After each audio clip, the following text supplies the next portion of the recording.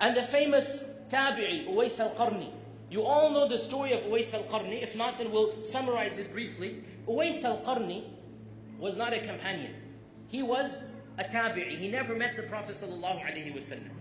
And the Prophet ﷺ told Umar ibn al-Khattab that there will come to you a man from Yemen. And he described him in detail. And he said his name is Uwais from the tribe of Qarn. When he comes to you, then ask him to make dua for you. Ask him, Umar ibn al-Khattab. You all know who he is. Umar, you ask this person whom I've never seen to make dua for you. Why? Because he was righteous to his mother. Umar ibn al-Khattab, being who he is told to go to this man because he was righteous to his mother. Now some books of history mention a story, Allah knows how authentic it is, but it is mentioned in our classical sources, that Uwais al-Qarni used to take, he was the only son, his father had passed away, so he's taking care of his mother in a very dutiful manner. And he asks and begs permission to go to Medina to meet the Prophet ﷺ. So his mother grudgingly allows him to go, but she says, look, you know that I need you. Therefore, I only give you basically a day or two in Medina. As soon as you get there, you meet the Prophet and you come back. It is said that Uwais traveled from Yemen all the way to Medina. And when he got there, lo and behold, the Prophet was away on an expedition. He wasn't in Medina. So now he's stuck between two options. The first is to wait a week or two. He's traveled from Yemen. That's already a month's journey. The first is to wait a week or two. The Prophet wouldn't be gone for more than a week or two. And wait for the Prophet to return. And if he did, he would be raised in status from a tabi'i to a sahaba. If he did, his status would forever be raised eternally. And the second option was, listen to my mother. What did he choose to do? We can guess. He chose to obey his mother. To give up this voluntary status, because being a sahabi is a privilege, but it's not wajib. Listening to your mother is wajib.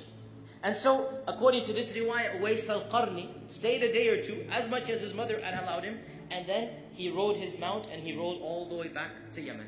And he voluntarily, willingly gave up that status in order to please his mother. It is no surprise, therefore, that the Prophet ﷺ said what he said to Umar ibn al-Khattab, that when Uwais al-Qarni comes to you, ask him to make dua to Allah subhanahu wa ta'ala, because this is a man who used to treat his mother with righteousness, with birr. And subhanAllah, this really shows us, we want our du'as to be accepted. Let us treat our parents with that dignity and respect that we deserve. We want Allah to bless us. We want the Prophet ﷺ to know who we are. Uwais al-Qarni, they never met. Allah's wahi came down. Jibreel told him who Uwais al-Qarni was. How magnificent of a status was this man, that Jibreel comes down to inform our Prophet ﷺ of this human being, this beautiful human being, whose only good that we know of, we don't know anything else about him, that's all we know, whose only good that we know of was كَانَ بِرًّا. He was barran. He was somebody who would treat his mother with that type of birr. And that is why the Prophet ﷺ never ceased to remind us and advise us to take care of our parents with the utmost gentleness and kindness. In one hadith he said, the largest door to Jannah and the middle door to Jannah, awsat means the largest and the middle. The largest door to Jannah that any person has is that of his parents. His parents are the easiest way that a person can enter Jannah. If you treat your parents with the respect and the love that they deserve, your easiest way to enter Jannah will be through that door.